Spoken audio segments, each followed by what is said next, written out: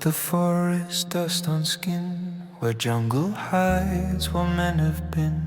Then dawn revealed a silver plain, a city born from captured rain. Canals like veins through fields of green, 1,000 boats where roads had been.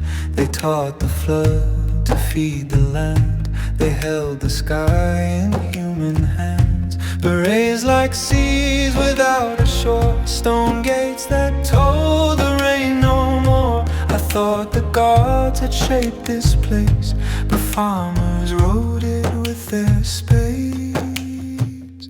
Oh, Angkor, city of water and stone, you turned the monsoon into a throne. Your towers rose where rivers bend, 1,000,000 lives in current and sand.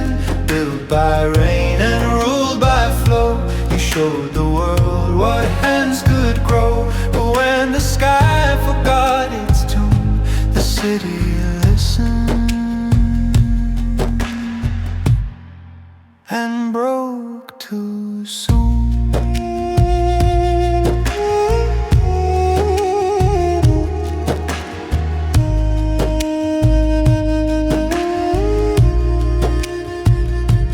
Markets sang with rice and spice, warm brown faces trading smiles. Children played where spillways shone, elephants walked on roads of stone. From monk in gold to farmer bear, all drank the sky that waited there. 1,000 tongues, one harvest song, a city wide and living long. No wall of war, no shield of steel, just water made the empire real. Not swords alone, but channels wide held Angkor strong in monsoon tide. Oh, Angkor, city of water and light, you bent the flood and shaped the night. Your lakes were hearts, your canals were veins, feeding hope with falling rain. But heaven's clock began to slip, the seasons lost their steady grip. When water changed the way it came, it changed the rules of earth and flame. In the heart of Cambodia, Angkor rose from jungle and floodplain to become one of the greatest cities the world had ever known. Beginning in the 9th century, Khmer kings learned to command the monsoon.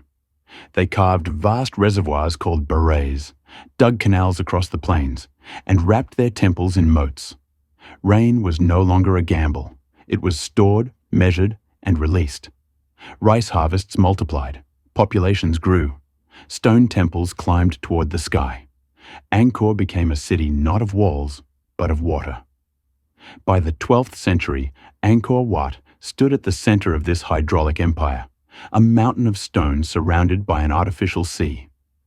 The city spread for kilometers, fed by canals that worked like arteries. Farmers, priests, traders, and nobles lived side by side in a society rich in food, faith, and diversity. It was a machine powered by rainfall and human labor, and for centuries it worked. But greatness brought fragility.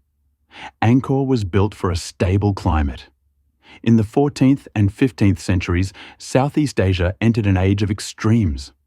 Long droughts were followed by violent floods. Reservoirs cracked dry, then overflowed. Canals filled with sediment. Spillways collapsed. The system that once controlled nature began to amplify disaster instead of preventing it. As water failed, so did power. Trade shifted toward the coast. Political centers moved south. Disease likely spread through stagnant canals. The population slowly drifted away. Angkor was not burned or destroyed. It was abandoned. Stone remained. People moved. Our clearest window into Angkor's living city comes from a traveler, Zhou Daguan, a Chinese envoy who visited in 1296. He described vast temples, busy markets, friendly people, and a city organized around water.